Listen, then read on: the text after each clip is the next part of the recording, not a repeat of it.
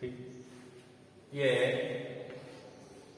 पिछले सेशन में सेक्शन 58, 59 और कुछ पार्टली 60 के अंतर्गत जो आपका मॉर्गेज आता है, मॉर्गेज क्या है, मॉर्गेजर कौन होता है, मॉर्गेजी कौन होता है और मॉर्गेज मनी कौन है, क्या है और मॉर्गेज डीड क्या है, इसके बारे में पूरा हमने आपको विवरण दिया था। मॉर्गेज कितने प्रकार के होते हैं, what are type of the mortgage, ठीक है ना, ये सबका पूरा डिटेल हो चुका है। अब नेक्स्ट जो सेक्शन आपका आता है 60 आता है, जिसके संदर्भ में पिछले सेशन में कुछ हमने शॉर्टली में बताया था। बंधककर्ता के अधिकार एवं दायित्व, बंधककर्ता के क्या राइट्स होते हैं और क्या लायबिलिटीज होती है, सेक्शन 60, ठीक है ना, स्टार्टिंग है इसका कि बंधककर्ता के अधिकार, दायित्व, मॉर्गेजर के राइट और लायबिलिटी क्या है, मॉर्गेजर ये, ठीक है ना। जैसे बेरेंट में कहा गया है, जब मूलधन के शोध हो जाने के पश्चात किसी भी समय जो है बंधककर्ता जो है बंधक धन उपयुक्त समय और स्थान पर देने का या निर्दिष्ट करने का अधिकार होता है, ठीक ना। वो बंधकदार से अपेक्षा करेगा कि वह बंधक से संबंधित बंधक विलेख,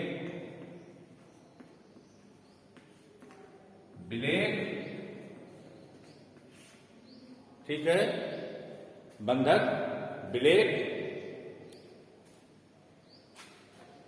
किससे, बंधक संपत्ति से संबंधित होना चाहिए, बंधक संपत्ति से संबंधित होना चाहिए, ठीक है ना। बंधक संपत्ति से संबंधित आपका बंधक अभिलेख है, उसको वापस कर दे, ठीक है ना। और जहां तक उसके कब्जे में है, इसके बंधकदार के मतलब मॉर्गेजी के अंडर में जो भी बंधक विलेख रखा गया है उसको वापस कर दे। ये कब होगा, जब बंधक मोचन, मूलधन जो है वो शोध हो गया है, माने देने का समय आ गया है और मॉर्गेजर उस धन का भुगतान करके मैं इंटरेस्ट वो बंधकदार से या बंधक मॉर्गेजी से वो बंधक संपत्ति से संबंधित जो भी बंधक विलेख है उसे वापस ले सकता है, ठीक है ना।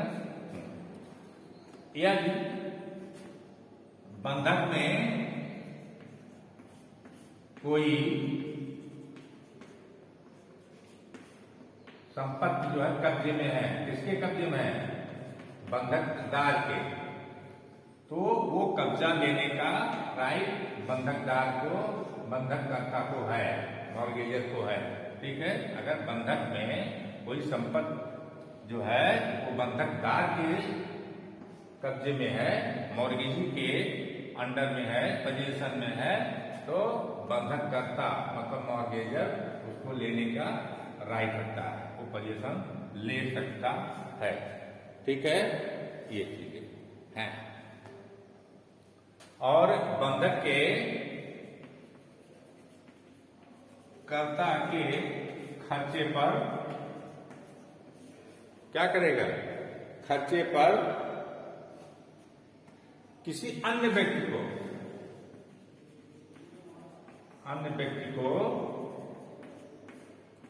जो है, अन्य व्यक्ति को जो है वो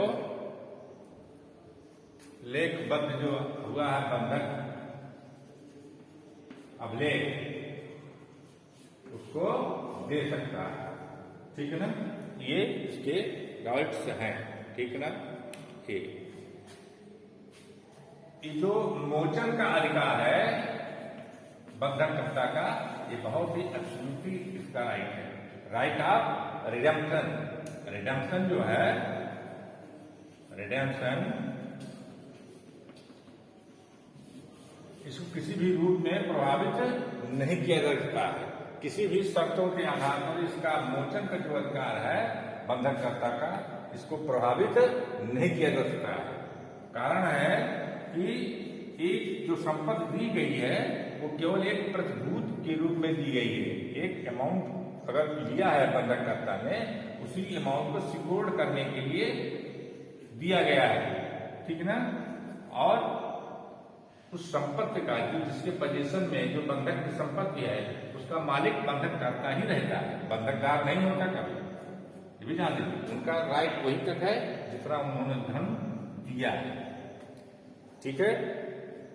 ये आपका है, इसको जो है किसी भी रूप से ये स्वतंत्र इसका अधिकार होता है, ठीक है ना। अब बात आती है कि मोचन का अधिकार की उत्पत्ति कब होती है, ठीक है ना। जब भी कोई मूलधन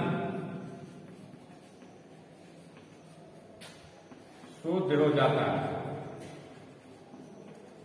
ठीक है ना, तो राइट ऑफ रिडेम्पशन स्टार्ट हो जाता है कि उत्पत्ति हो जाती है। जैसे ही मूलधन शोध हो गया तैसे ही राइट ऑफ रिडेम्पशन मॉर्गेजर का स्टार्ट हो जाता है, मतलब उसकी ओरिजिन हो जाती है, उसकी उत्पत्ति हो जाती है, ठीक है ना। और ये अधिकार इतना सारवान अधिकार है मॉर्गेजर का, इस अधिकार को किसी भी रूप में प्रभावित नहीं किया जा सकता है। जो बंधक संपत्ति है वो बंधक ही रहेगी, वो राइट जो है बंधकदार भी वेस्ट नहीं होगा किसी भी कीमत पर, ये जान लीजिए। ये है। अब ये जो है ये मोचन का अधिकार का प्रयोग कैसे किया जाएगा, कौन से माध्यम है जिससे मोचन का अधिकार जो है वो किया जाएगा। मोचन का अधिकार कैसे किया जाएगा, किन माध्यमों से किया जाएगा, कैसे किया जाएगा, ठीक ना। हाँ, नंबर 1 बंधक धन के भुगतान में ब्याज, ठीक। अगर बंधक धन का भुगतान कर दिया गया है मैं ब्याज के, तो मोचन का अधिकार बंधककर्ता के पास हो जाएगा, वो बंधक संपत्ति का मोचन करा सकता है। जो अंडर में जो उसके रखा गया है बंधकदार के कस्टडी में, जो भी टाइटल मूल वो सब चीजें जो है वो प्राप्त कर सकता है, ठीक है ना। दूसरा कैसे अधिकार का प्रयोग करेगा, बंधक धन न्यायालय में निक्षेप मतलब होता है जमा। मान लीजिए किसी कारणवश जो है बंधक धन बंधकदार नहीं लेता है, तो वो न्यायालय में इसको जमा कर सकता है और करके, ठीक है ना। तीसरा है मोचन का बाद ला करके। मोचन का बाद कौन लाएगा, वो बंधककर्ता लाएगा। मोचन बाद जो है न्यायालय में दायर करके। ये 3 तरह से है, या तो बंधक धन का भुगतान बंधकदार को कर दिया जाए, मैं इंटरेस्ट तब वो धन मोचन करा सकता है, या बंधक धन न्यायालय में निक्षेप कर सकता है, मतलब जमा कर सकता है, या बंधक बाद सूट फाइल करके न्यायालय को आदेश दे सकता है। ये आपके 3 प्रकार के हैं, ठीक ना।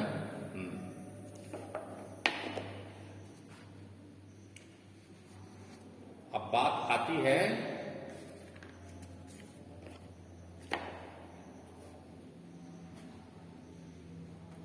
अब मोचन का परिणाम क्या होगा, का परिणाम।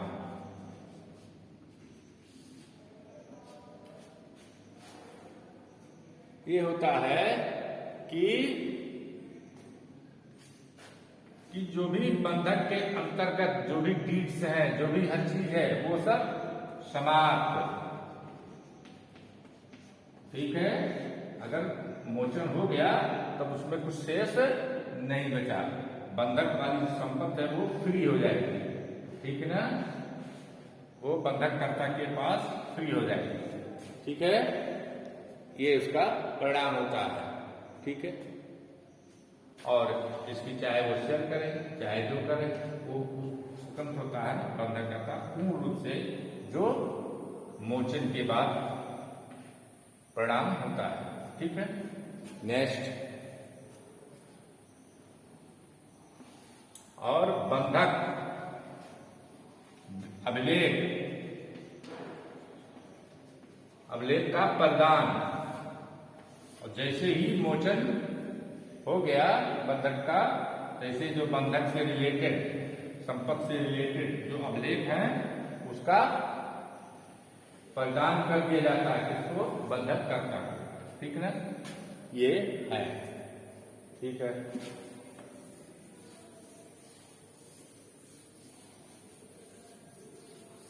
और नेक्स्ट जो है आपका ये है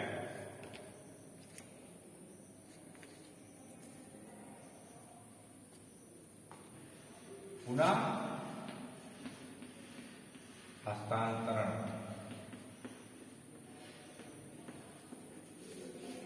बंधककर्ता बंधकदार को मजबूर कर सकता है कि जो बंधक संपत्ति है उसे वापस कर दें। ठीक है ना, अगर उसका जो भुगतान हो गया है, मूलधन जो है शुद्ध हो गया है और उसका भुगतान में इंटरेस्ट के बंधककर्ता के द्वारा हो गया है, तो उस संपत्ति का पुनः हस्तांतरण हो जाएगा। ठीक है,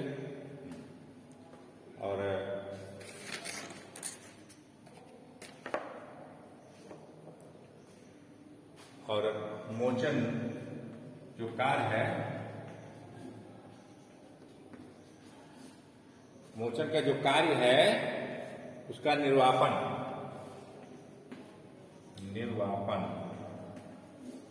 मतलब समापन इसके द्वारा होगा, पक्षकारों के कार्यों द्वारा। नंबर 1, पक्षकारों के कार्यों के द्वारा। ठीक, दूसरा, न्यायालय की डिक्री द्वारा, न्यायालय की डिक्री के द्वारा। ठीक है ना, ये हो गया। पक्षकारों के कार्य के द्वारा कैसे हो जाता है ये? जैसे कोई भी जो है पक्षकार से बंधक की संपत्ति है और इस संदर्भ में मूलधन शुद्ध जो है उसको दे दिया गया है, तो ये जो है ये तुरंत इसका मोचन का जो है वो निर्वापन हो जाता है, समाप्त हो जाता है, या इसको दे दिया गया है। ठीक है ना, ये कोई करार अगर होता है कि मोचन के बाद हम आपको कर देंगे, तो ये करार जो है ये भी मान्य होता है। ठीक है ना, अब बात आती है न्यायालय की डिक्री द्वारा। ठीक है, आदेश 34 नियम, आदेश 34 नियम 3 के अंतर्गत बंधकदार के बाद पारित की गई, अंतर्गत जो है बंधकदार के बाद में पारित की गई डिक्री जो है वो जो है मोचन बाद में जो पारित किया गया है वो ये अधिकार जो है वो समाप्त कर देता है।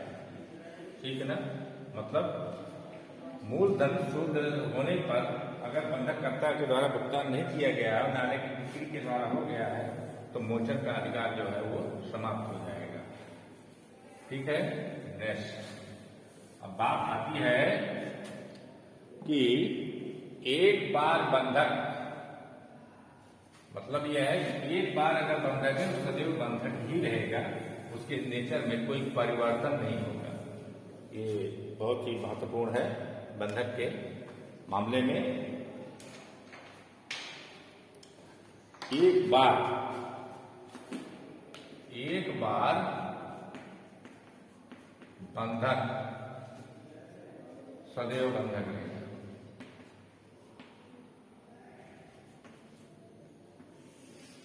ठीक ना, ये चीज एक बार बंधक सदैव बंधक। Once a mortgage always a mortgage. एक बार अगर कोई बंधक है तो सदैव बंधक रहेगा, उसके नेचर में परिवर्तन नहीं होगा, चाहे जो भी समय व्यतीत हो जाए, जो भी हो वो ऐसे ही रहेगा। ठीक है ना। इसको जो है उच्चतम न्यायालय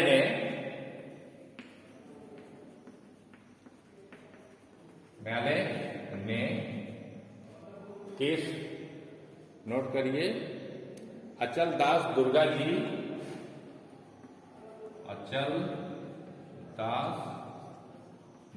जी बनाम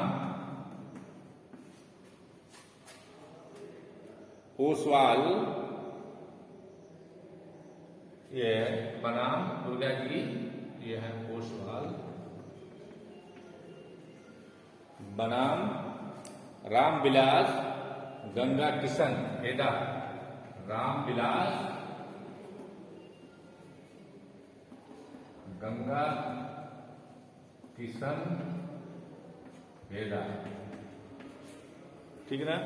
इस केस में जो है ये सिद्धांत जो है कि अंतर्गत सिद्ध किया, एक बंधक जो है हमेशा बंधक ही रहेगा।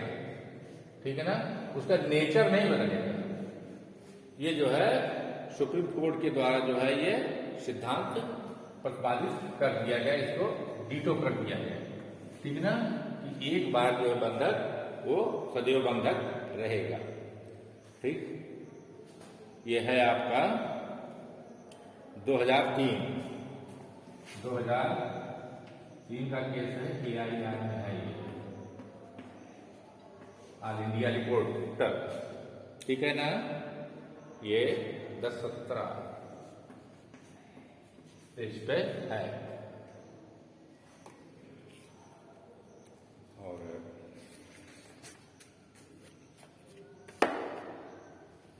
अब बात आती है कि मोचन के अधिकार पर प्रतिरोध क्या है। मोचन के अधिकार पर प्रतिरोध,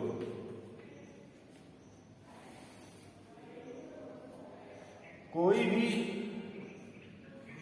शर्त जो मोचन के अधिकार को प्रभावित करती हो, रोकती हो, वो मान्य नहीं होगी, मान्य नहीं होगी।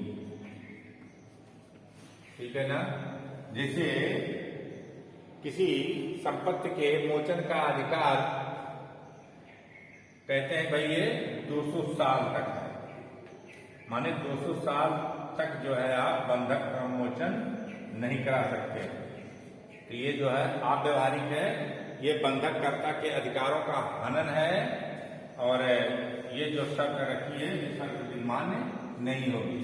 ठीक है ना, हो गया।